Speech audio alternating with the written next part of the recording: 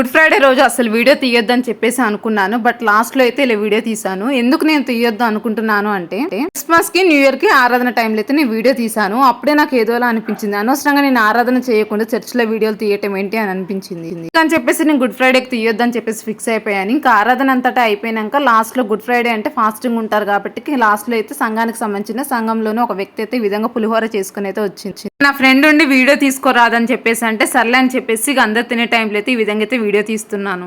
ఎప్పుడు పరిస్థితులు ఎలా ఉంటాయో ఏ విధంగా తారుమారు అవుతాయో మనకైతే తెలియదు. ప్రతిది కూడా ఈ విధంగా వీడియో రూపంలో తీసుకొని పెట్టుకుంటే ఇది మనకు ఒక లైఫ్ టైం మెమరీగా ఉంటుందని చెప్పేసి నేనైతే ప్రతి విషయంలో ప్రతిది కూడా వీడియో తీస్తూ ఉంటున్నాను. ఈ వీడియోసే కాదు, నేను పర్సనల్ కూడా ప్రతిది కూడా వీడియో తీసుకొని పెట్టుకుంటాను. ఎందుకో నాకు తెలియదు కానీ నాకు వీడియో తీసుకోవాలని అనిపిస్తూ ఉంటది. ఫస్ట్ టైం కనుక మీరు మన ఛానల్ చూసినట్లయితే please do subscribe our channel త్రిహబా. మా సంఘం అయితే చాలా చిన్నది. మీరందరూ కూడా మా సంఘం గురించి అయితే ప్రేయర్ చేయండి. అండ్ వీడియో నచ్చితే మాత్రం లైక్ చేయడం అసలు మర్చిపోవద్దు.